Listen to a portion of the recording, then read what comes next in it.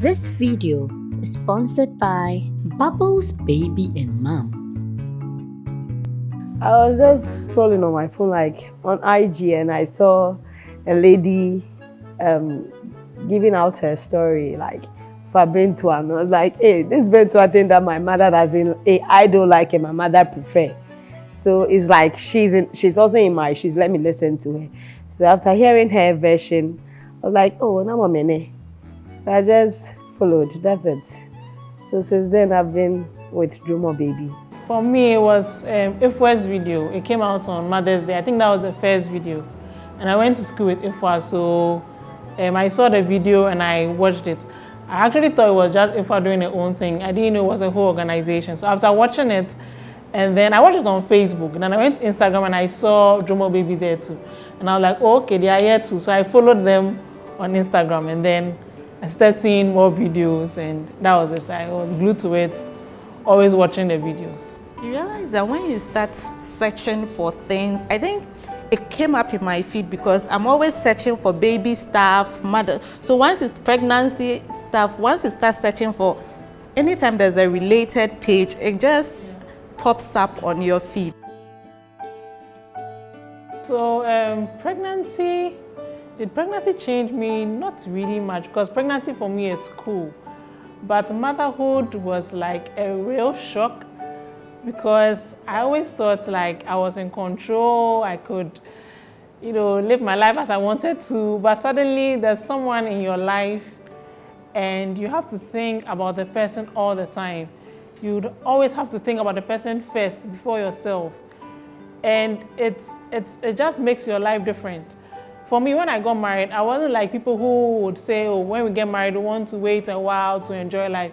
We didn't have that idea. My husband and I didn't have that idea.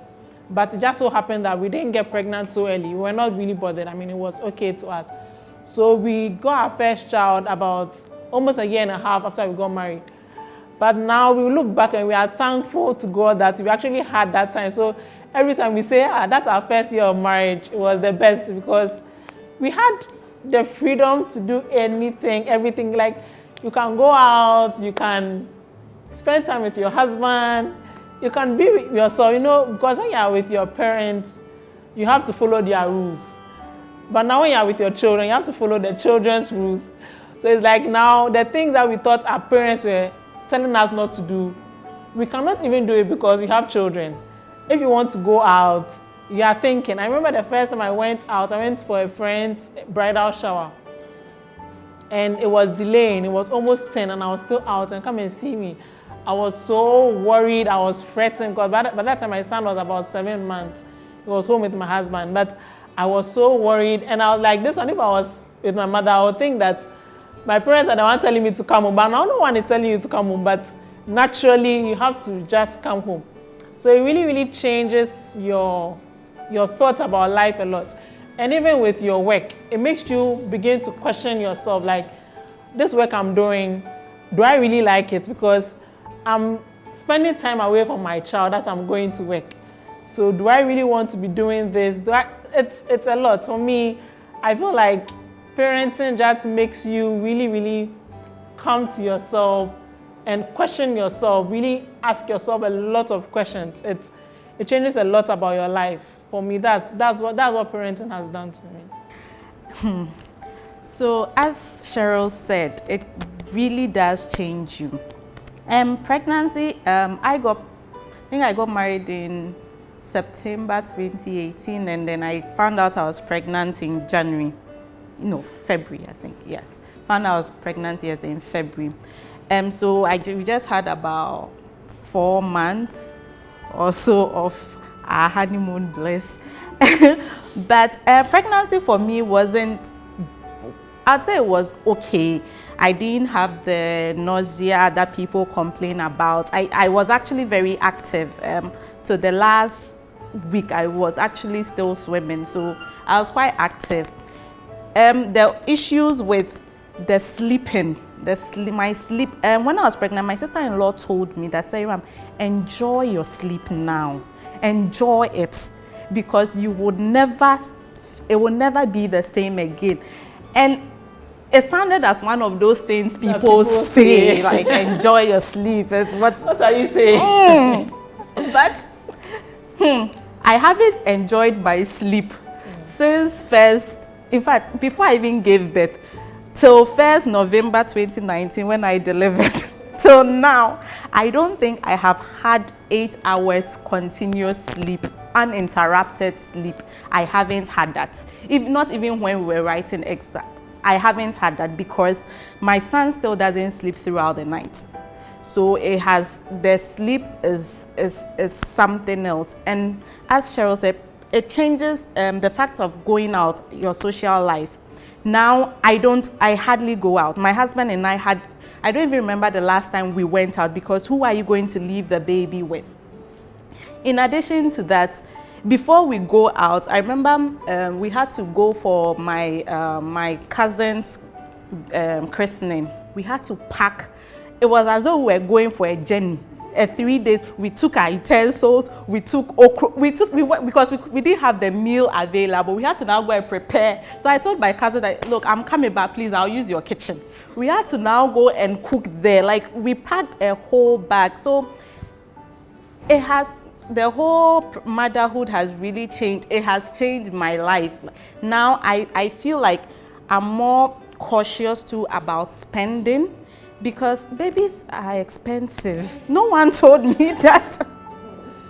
They are expensive. Their food is expensive. Their clothes are expensive. And they grow out of it so quickly. And their diapers are expensive and wipes are expensive. So it has taught me to also manage my finances very well because babies are expensive. Yes, so I've grown up since becoming a mother. I think I act more maturely now, yes, than I was obviously before I became a mom. I feel now at least I've done something. So which I've done something matured people do. So I see myself because I'm smallish. So people keep seeing me as, sometimes they're like, how old are you? When like they see me and they think I'm in my early 20s or I'm a teenager. I'm like, no, please. So now I'm like, please, I'm a mom. Like I add that, yes, I'm a mom, just to add that level of, respect. Give what, just to get that extra respect. So yes, it has changed. Initially, I had 1, and then later there were 3. So with the first one, it's okay. Like it's been your first baby up until the triplet arrived. So after the arrival, I've been like this. I'm much more relaxed and then calm because I don't waste my energy on things that aren't necessary anymore. Because I'm a market woman. I'm always in the market. So here in the case, you come and then you want me to attend to you. I talk 1, 2, and I won't talk again. You feel say, hey, I just read your channel. Me me home because me feel it says you come my casa bread. Enti kakrana ma keep you on market. Ma use you on market. If you want me to waste it all here, me do fear me. I have triplets, madam. Me ba how do you call it, lunch? They can take 1 full thing of Cerelac. So me nyama be say as they are flate my and I'm very, very cautious of spending because they go out of their clothes very, very, very early, and then the diaper thing, they are picky eaters, and now I could say they won't eat tomorrow. So for motherhood, dear, our parents have done well, especially our mom. The thing about the diaper thing. Previously, when I exclusively breastfed for 6 months, so at the time he wasn't pooping as much, and I was always complaining. I was going to the hospital. Now that he's eating and pooping every other minute, I'm like, hey, my diapers. When he poops, I'm like, my diapers. Pregnancy, don't finish. Pregnancy. Don't even. Pregnancy is the easiest. With my triplets, the journey was, hey, I was in bed from my 1st to my 4th month, and after my 4th month, I worked till my last days. Even before I go on admission at Kolebu, I worked. pregnancy in the yo, media, me no wahami, she. To compare what I'm going through now, I have to come here late. So with pregnancy and a parenting, no. You can't compare. Never pregnancy, no. I'll take that because because the pregnancy, this week you vomit, the following week you vomit, the following week you spit, the swing, the mood swing and the stuff. Oh, you come out of that thing any day. But when more. A friend looked at me and told me that, Khadija, you'll be fine after your kids are 10 years. And they are just 3. So I look at myself and I'm like, so will I be like this until after 7 years' time? I hope this doesn't make me a bad mother, but I always sometimes, if there was a return policy,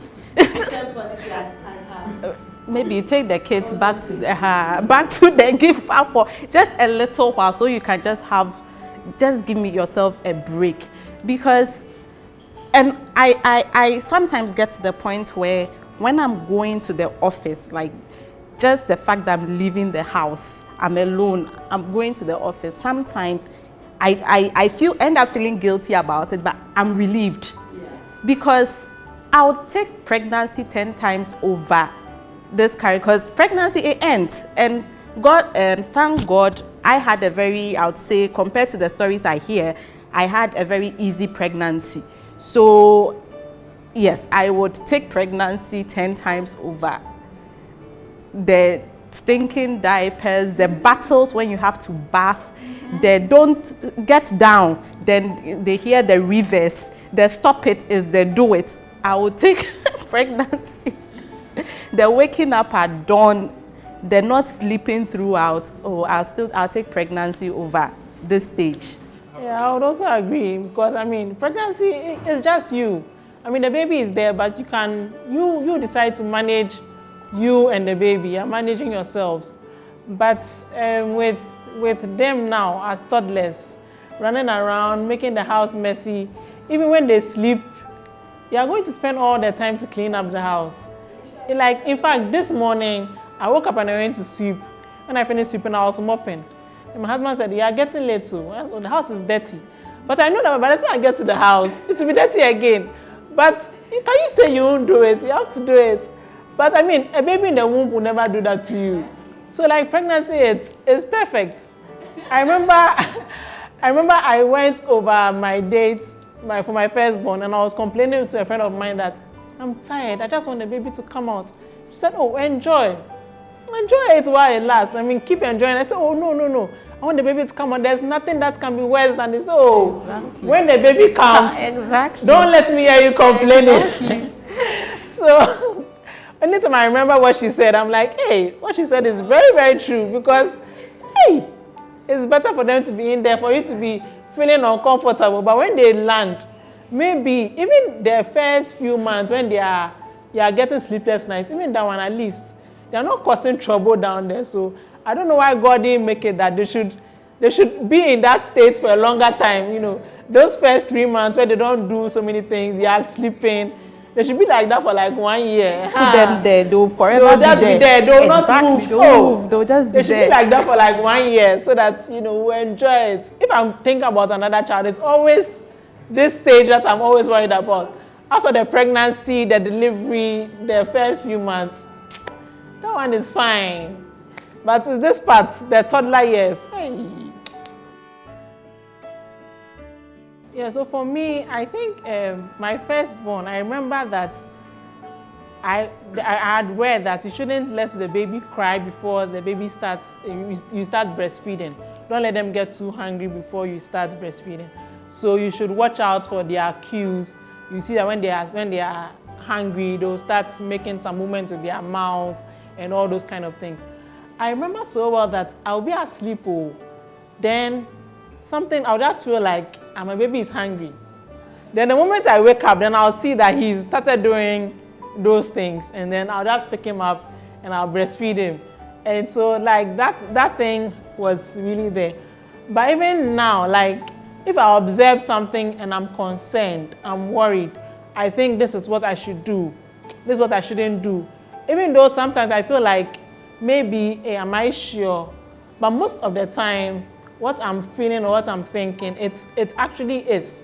So for now, me, I always like to follow my instincts. I mean, naturally, I think I like to follow my instincts, even beyond parenting. And I think it's something that I'm doing a lot in parenting, because I feel like if you follow your instincts, if there's any trouble, you know that you did it. It's not that you say that somebody said I should do this, and that's why this happened or that happened. So I would always follow my instincts, so that if it's good, I know that I did it. If it is bad, I'll take full responsibility for it. I don't want to feel that, hey, it was Khadija who told me this, and then now that this is happening, what do I do? And I'll be mentioning Khadija's name. She has said her thing and she's gone. I'm the one who is in the house with the baby. You know, you go maybe out, somebody will say, oh, give the child this food, give the child do this. If you feel that that's not what you want for your child, don't do it, because if something happens, if it is hospital, you're the one who is going to take the child to the hospital. You're the one who will be having their sleepless nights. You're the one who is going to pay whatever payment you have to pay. So for me, I usually like to be sure of what I am doing, then I'll do it for my child, knowing that it can be right or wrong, but it is me. And that's what I'm doing for my child. Before I gave birth, I was a very deep sleeper. Like, in fact, I would sleep and you could literally lift me from the bed and take me to the marketplace, and I won't wake up. I'll still be asleep. And then I also had a weird sleeping. I'm one of those who can be sleeping with her head this way, then the next minute my head has overturned and my leg is somewhere. So it was actually my husband's concern that when the baby lies close to, in fact, my parents, everyone, my family, everyone said they were all feared I would one day sleep on the baby or kick the baby in my sleep. But I found that once I gave birth, me who could sleep like a dead person, now I became a very light sleeper. Before my baby would wake up, he still wakes up, but before he wakes up, just before he wakes up, I find that something just tells me to wake up, and I immediately just wake up. Then sometimes I wake up only to see him at the edge of the bed. So I have to just listen to my instinct and just wake up, because it wasn't there before. And now when I sleep in this position, I am stuck. I don't know how it happened, because I am stuck in that position till I decide to move or I decide to get up. So the thing about instincts there, it's very important. If you don't believe in something as a mother, you shouldn't do it. So at the early stages, my auntie was helping me, then advised that we give the baby water. And then I had read, I said I was doing exclusive. I don't know if I would do exclusive again, but I said I was doing exclusive for the first 6 months. And I had read that the baby didn't, they gave us water. And if they hadn't given us water, or they hadn't had their way with us, how would we have turned out this good? And I always tell them that, well, maybe, you never know, I would have been Albert Einstein or something else, but because of the water you gave me, it didn't happen. So allow me, and she was calling me computer mother, because everything I would Google. If I am not comfortable with the thing, I will not do it. I don't wash my son's hair he's a boy, but he has a lot of hair. I don't wash my son's hair every day. I was in the early stages, I wasn't bathing him. I insisted that we don't bath him every day. And that so we're using a water towel, just washcloth to clean him. Hey, no. And then he will smell. And I'm like, he will smell. And I said, don't I know that the whites, that's why they smell like they smell like how? So I insisted, so that till his umbilical cord was completely off and dried out, I insisted that we were not bathing him the traditional way, where they pull their hands to the back and as though they've arrested the child, and then they'll stretch the leg. I insisted that we did not do that, and we were not massaging his head with hot water, because once I didn't want a situation where something will go wrong, like you said, and then it is me in the hospital. I would rather be the one to get it wrong with him and then take full responsibility of it. So the instinct is very, very key. In my case, with my instinct, even if I wake up and then the baby is still sleeping, so far as the thing is like, I'll feed the baby. Even if the baby, I'll take the baby, try and push my nipple in his mouth and he'll suck. If I have to prepare his formula, I'll prepare the formula and then I'll feed him. And then they'll be like, oh, Khadija, I'll be there for you. Because I'm not going to wait for the baby to wake up and cry. I was sleeping and at the end of the day, sorry, and I'm feeding him. No, sorry, that's my instinct. I really do work with it. But then, just like you said, from where I'm coming from, you don't have any say. You don't bath for the baby. Yes, and then with me, when I give birth, I think most of the time, I call the egg or she put that in Bashia. Just after 3 days, not at all. So, with me, in my case, as soon as I get home, the bucket is ready and the cold pot is ready. They don't use kettle hot water for my kids. It's not hot enough. No, they use the charcoal. They use the charcoal fire. So you can just imagine, compared to the ordinary electricity kettle, and then the charcoal hot, and then with my kids, as soon as it's azan, my mother, the dawn azan like 4:30, my mother has set the fire. So before they go to the mosque and come back, Nula Malano. Nula Malano, 7 low 8. So you can imagine in my case. Yes. So, but I can't remember with my first boy, Abdul. My auntie will bath and when my husband comes over. Most of the times, anytime I put to bed, I go to my mom's place. Man, yeah, you make a young baby to la chanchana. Money you make a put in chair. Then they bow, towel and you love me of it. So it's like we can't talk because from where we are coming from, they'll be like, Karfi, he has to be strong. You understand me? Sada Agbole, I'm a mixed Ga and then Yoruba, so you can imagine. My mom is doing the Gan thing, and my paternal side too are doing the Muslim thing, as in quote unquote in Yoruba. So you can just imagine your auntie is from Lagos. She's in. She has also prepared her concoction. You are being told from the hospital not to give them anything.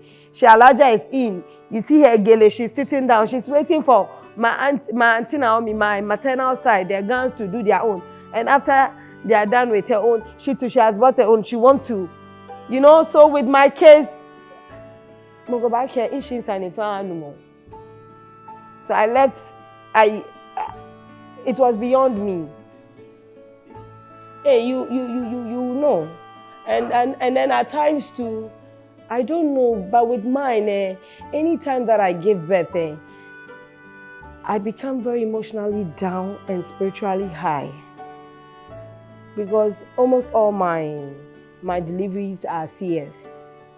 So if I give birth, you realize I'm very, very, very quiet. And then spiritually, I'm very, very, very high. In our religion and in our customs, when you give birth, you don't go to the masjid, you don't go to the mosque. You can't pray because you are considered unclean, because by then you're still in your mens and stuff, so you don't. But then in that case, I do so many things. I read more. I do most of our tesbah. So, things like that, you know, I pray over it. Because I had triplets. And here in the case, you can't go to a grocery shop and get like just 3 bottles of milk. You tell me that I'm going to try. 3 bottles, I try, so in my case, I take a dozen, and a dozen is 12. It will come in where shell there no. In the morning, I'm in because if they don't take it, I can't take their milk. So it's like anytime I want to take it, it's either a dozen or 2 or 9. I don't even take 6. I take dozen or 2 dozen or 9. So for their taste there, it changes. So I started solids. I started introducing solids around 5 months, 2 weeks. But before I did that, the research, the books, I didn't read. The books I had to buy online, the pages I had to follow. In fact, I even had to join a boot camp for helping kids about prepping meals for kids, and then stuff like that. So I started off by first of trying different things. So initially I thought all he wanted was the abrofo thing, the fancy thing. So if you give him the local, the cocoa, mori cocoa that everybody likes, every baby in my opinion likes mori cocoa. My son didn't like mori cocoa. So I had to now be doing, like, I'll do something with cheese. Yes, potato with cheese, with yogurt. Yes, then he will eat. If I try like fruit purees, he will take those ones. But then, so he wasn't eating as much as I thought he should eat. That's the mistake I think we also make. Because their tummies at that time, we forget that their tummies are quite small. So yes, I do a whole pot of food, and I expect that he should be able to finish the bowl. He should eat to my satisfaction. This boy would just look at my face and take 4 or 3 spoons, and he is done. And then I am sad because my son is not eating.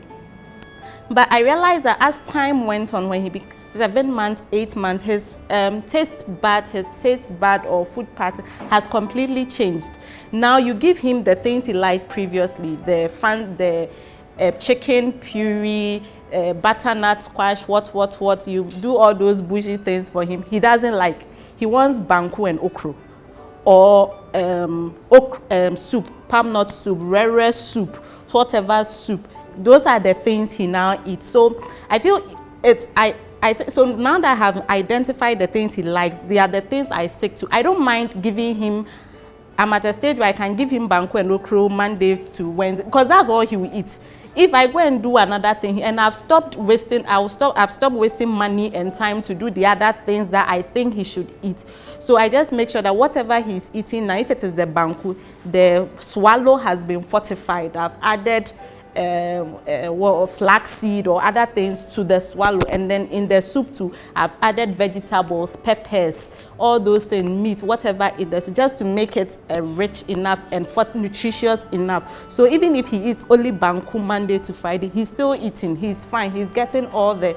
So basically that's how I went around introducing solids to him.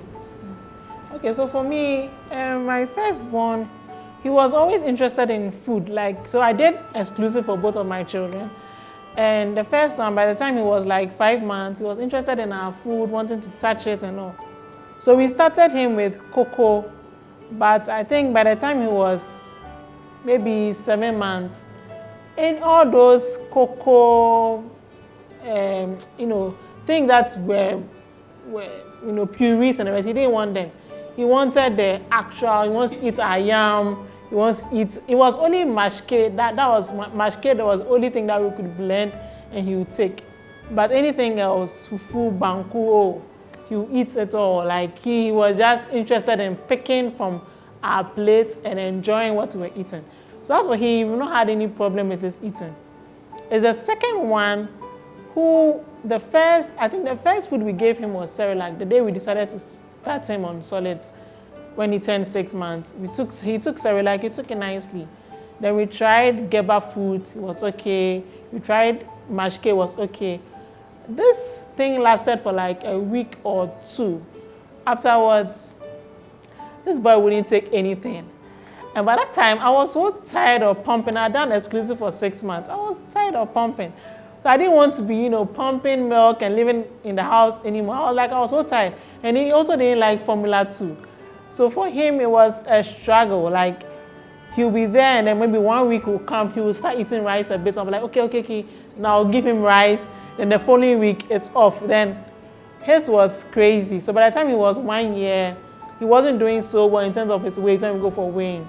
So we saw a dietitian, and she told us that, okay, even though he's not eating so much, let's make sure that even if he's taking 3 or 4 spoons, it's fortified, like you said. So we made sure that we're adding as much as we can. So she recommended we use Tom Brown, because Tom Brown has a lot of things inside. and we add enough milk, we add some oil, we add this and all that. So it was that he started, doing a bit, it was getting better. But recently, like all of a sudden, this boy now likes food. I don't know where it came from. Like, sometimes when he's eating, I'll just ask myself, is it the same boy? Because now, the way he likes food, so I always dish his food first. So I'll dish his food first and give it to my husband to give it to him. He'll finish his food, then he'll take his senior brother's own, because as for the senior brother, when he's eating, he'll be watching cartoons and then, so by the time he turns his head, oh, he has taken my food, oh, the younger one will just take his own. And when he sees our own coming, oh, he'll take it to, like, right now, he's eating so well, and I'm just like, so the drama of that time, where did it come from? Because, so I think, it was good. We tried our best. But some of these things, they pass. Like, now, the way he eats, if I tell you that this boy was like that, I'm not sure you believe me, because he really eats now. I think one thing I've learned is that just let them be. Because I don't think if I should have another child, I would be so concerned when I give him food and he just takes one spoon or two. Like, there was a time where I would literally be on the internet surfing to see why he's not eating, trying new recipes, things that in my opinion should excite him to eat. I would do different colors of food and everything. In fact, since I gave birth to my son, I've learned a lot of fruits. I've gotten to know a lot of vegetables. I'd never used butternut squash to cook. I'd never used dragon fruit to cook. Yes, like to make, now I know I'd never tried kiwi. Now I know all these things because of him. I realized I was just stressing a lot. So now I've decided that whatever, because sometimes he does get to his phase where I don't want to eat anything. He can do that for about a week. I just leave him, because then the next, once he's fine, because once he's hungry, he will eat. That's my opinion. If he's hungry, he will eat. So you realize that if he's in that phase for a week, the next week, then he's back to his usual. I'm done worrying and stressing myself about him not eating. Growing up, in fact, when my husband, then boyfriend, and I started talking about children, I always say, I want to have 6 boys. Like, 6 boys. That's like, because, do you know why? When I see family portraits, it's nice. And the mother, the father, and then all the boys, or if all the kids, it's really nice. Big families are nice. Personally, we were just 2, but I grew up with cousins. So it was a big family. My husband has always stuck to, he's always said he wants to just have 1 kid, like from the word go. So it was something we were always fighting over, even before we got married. So I was like, okay, I can compromise, and we come to 4. I went to the labor ward and came. I was like, babe, so you see the thing that you were talking about, just having 1 kid, yeah? I think I'm on that same page with you. But this was, yes, I'm on that same page with you. I was like, okay, fair enough. So I thought I was on.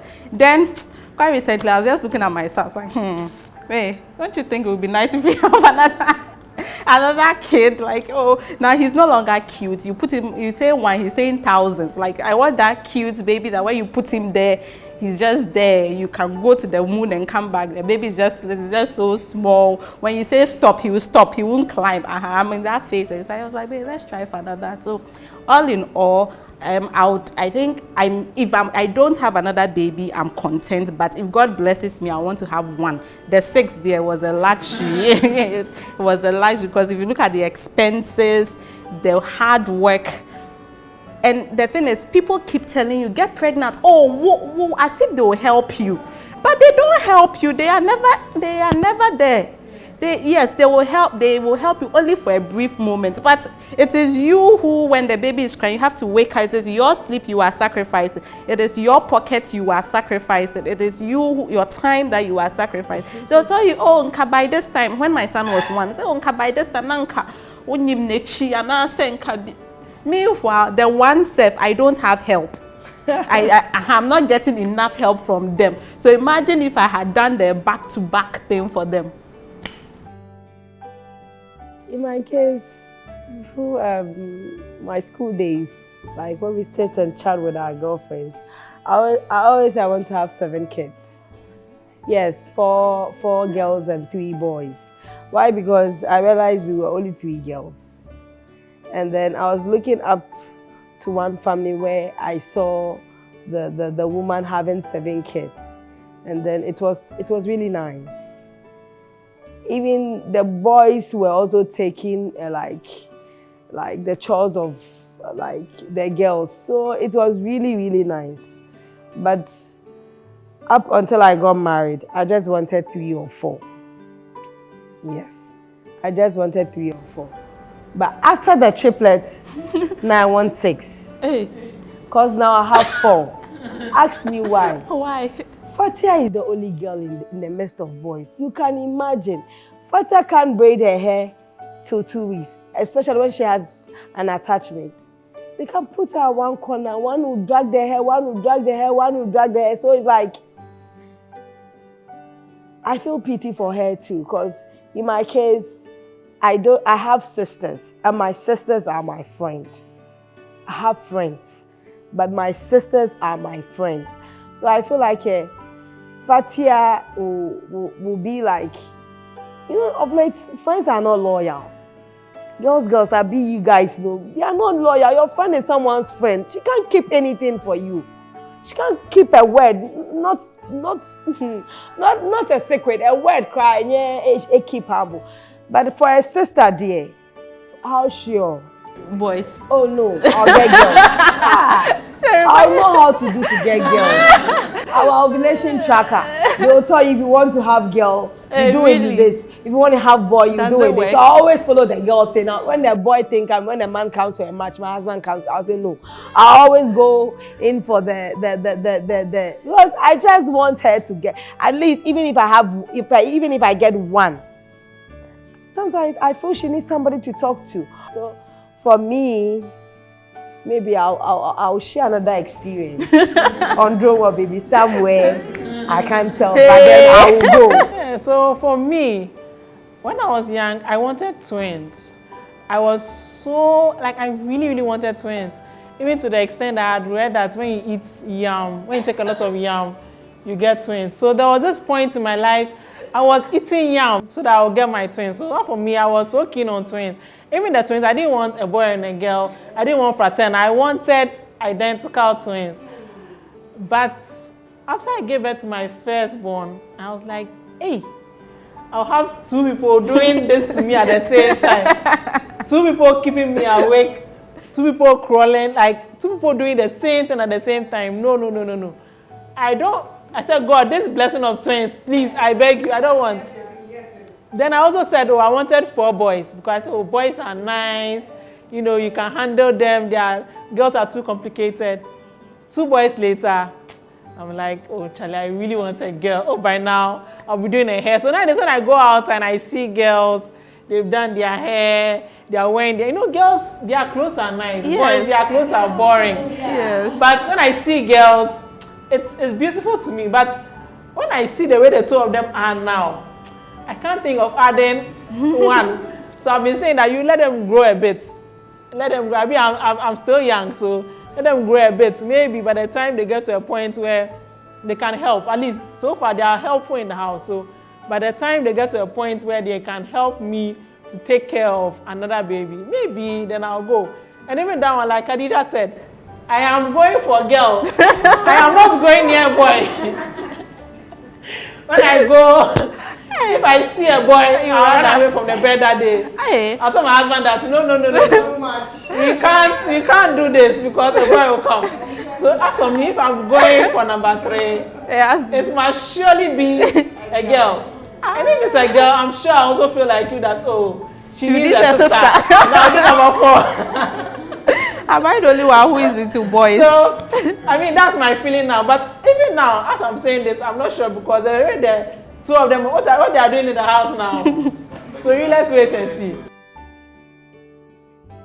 We are 14 months, so we are still figuring things out. The portion about prayer is very key.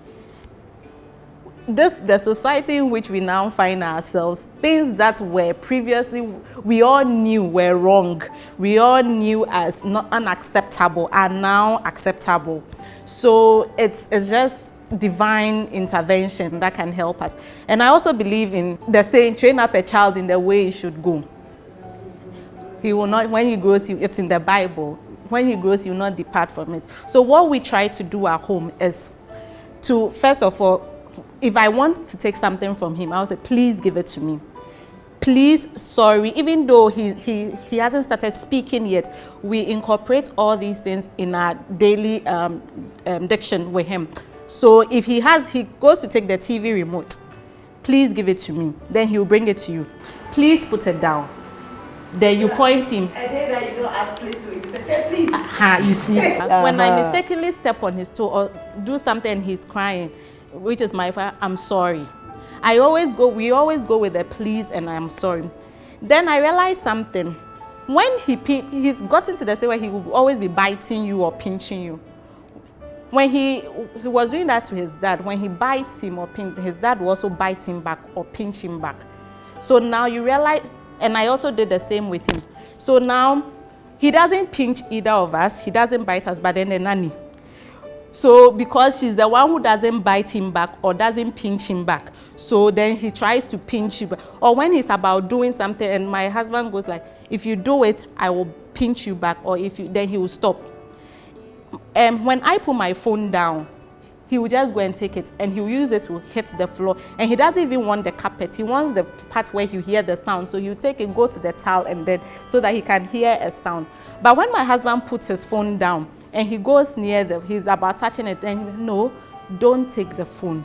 No, don't take the phone. You realize that he'll just take a step back and he won't take the phone. So I've started understanding that, look, even though he might still seem so young, he is understanding things. So we are now very cautious about how we interact with him, and then how we handle situations with him. All right, so for me, what I would like to add is that conversation. For me, I like to have conversations with my boys for them to understand why I'm saying that don't do this or don't do that. Even if at that moment it seems as if they don't understand, they would come back to show that they understand. So there was one time I had parked the car by the roadside, and so it was in a bus stop. And then when I got down and I was about to get down to go and open the other side, the door for my son, he was trying to open the door. I said, no, don't do that, don't do that. Don't open that door. He said, oh, no, he wants to pass. I said, no, if you pass here, it's dangerous. There are cars here. Then he was crying and, throwing a tantrum, making so much noise. You would think that, because of that, you just allow him to pass there. But I said, no, you won't pass there because there are cars there, it's dangerous. So he cried and he cried and he cried. I was like, I'll leave him in the car. He didn't care. It was a whole drama. That day went. Then a few days later, when we parked somewhere, and then he was like, Mommy, I should pass the other side there. And I said, yes, because there are cars there. And I said, yes. So I was like, so what I'm teaching him, even though he was resisting, now he's learning from it. There was even another time, we'll say our children are spending too much time on their screen. And one time I realized that it's not that they have decided to, they're just learning from us. So there was one time I read somewhere that when you wake up in the morning, instead of reading your Bible on your phone, use your actual Bible so that it even helps you to focus. So I did that. I was just trying to help myself. I didn't even think I was helping my child or my children. I was doing it for myself. So when I wake up in the morning, I won't take my phone. I'd rather take my actual Bible and read it. So I did that for about, let's say, 2 or 3 days. On the 4th day, then my son just came to me, Mommy, where's my Bible? I want to read my Bible. And I was like, hey, I hadn't even planned that I was trying to teach him anything, but he's just watching me. But if I get up in the morning and I pick the phone, then he's now competing with me for the phone because he's just watching us. So for me, the discipline is conversation and watching ourselves. Don't think that I would do this and say this to them. They are watching us. They are seeing what we are doing. Whatever we do, they are repeating it. They'll go and say it somewhere else. They'll go and act it out. And they are just learning from us. So if you even try to suppress them, they might not do it in the house, but they'll go somewhere else and they'll do it. So those are the two key things that my husband and I look at for discipline: conversing with our children and watching our behavior ourselves. The part about the tantrums. So I realized that, sometimes they want you to give them something, and then once you refuse, they want to have their way. Once you refuse, they throw tantrums. So what I do is, so if it is a phone, something I've taken, I don't want him to have, and he cries, I let him cry it out. Those instances, I won't carry him or try to baby him again. So then the next time he knows that the cry is not going to, so you realize that he finds another way than the crying. Number one, the sleepless nights. The sleepless nights really, really shook me. Like, it was so unexpected. I mean, I think when I gave birth, the first day I slept in the hospital. Then the second day we were in the house. And that was when it started. Like, in the middle of the night, he's crying, and I wonder, what is happening? Why are you crying? Why are you doing this to me? So that was like a great shock. It was a great shock to me. So for me, I wish someone had told me about the sleepless nights. I wish someone had told me that you would have that moment. And I also wish that people would also not tell me that this one will pass, it will be fine, it will be okay. And I'll think that I'm preparing for a day that it will pass and it will be okay, because I realize that every stage comes with its own troubles. Like right now, yes, no sleepless nights, but they are messing up the whole house. That one too is the trouble of this stage. I'll be complaining about this one, they'll say, oh, don't worry, they'll grow soon and then it'll be fine. But now I know now that it won't be fine, because yes, they'll stop messing the house up, but then when they get to that stage, they'll start doing their own things. Even now, the older one talks a lot, and he goes somewhere, he says certain things, and you're like, hey, is he saying this?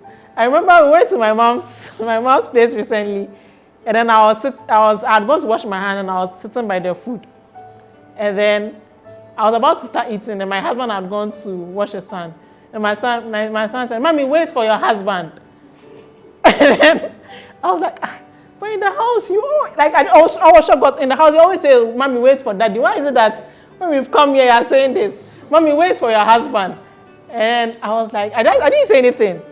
"Mommy, wait, your husband is washing his hand, he's coming." I was like, so I was just, So then he said it a third time. Then my mother said, "Hey, don't call him husband, call him daddy." And I was just quiet, and it just wow. So I'm realizing that I'm getting to the stage where the things that he's hearing in the house, he'll be repeating it somewhere, he'll be saying it, and that one too would also come with this own trouble. You would have to think about how to solve it. There will be the stage where influence of friends will start.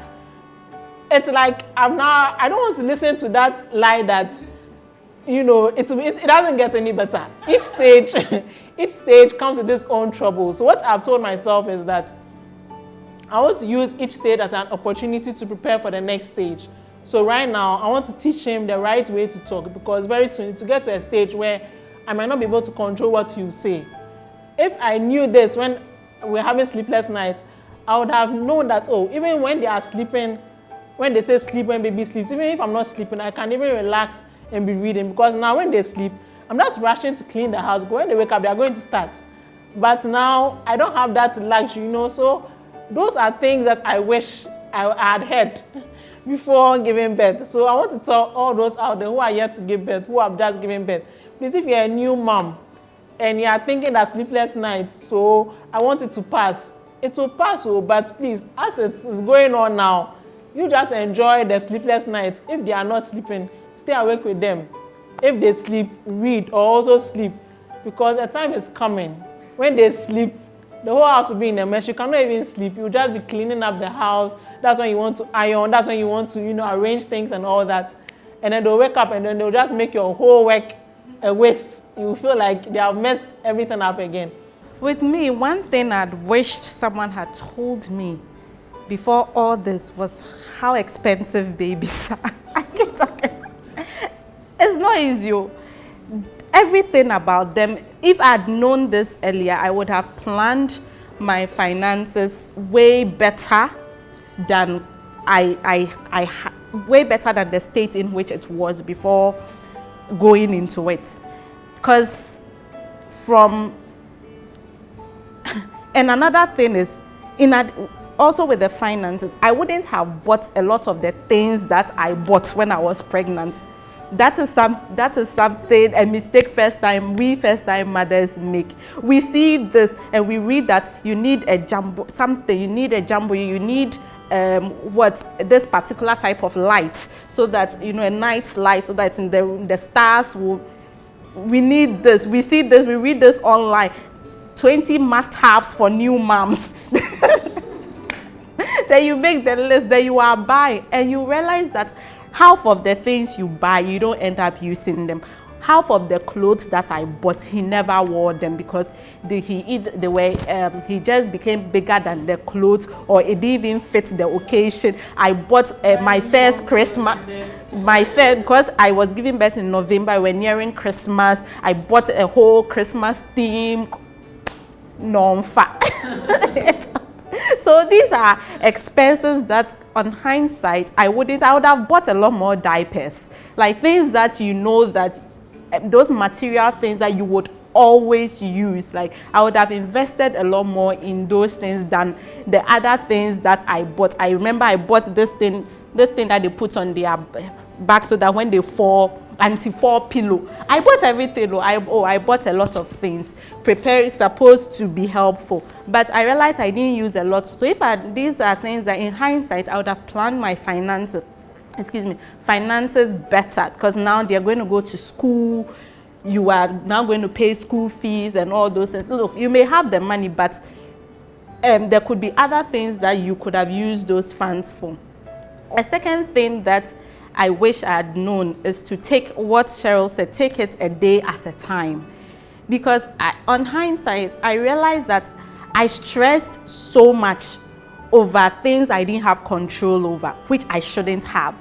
Because I remember even when I was pregnant, I was stressing about what if the baby, something happens, what if this, when I gave birth and I came home, I can't even see, because I got to a stage where I was having panic attacks, because I was always stressed and I didn't know what I was doing. Hey, what if he falls? What if I sleep on, he lies and I sleep on him? What if this? What if he doesn't eat? What if my milk doesn't come? I was so paranoid. Before I gave, I think from 36 weeks, I started lactating cookies and preparing, so that, because I wanted to breastfeed. So, but I'm learning to take it a day at a time. And even with this, I realized that he's 14 months now.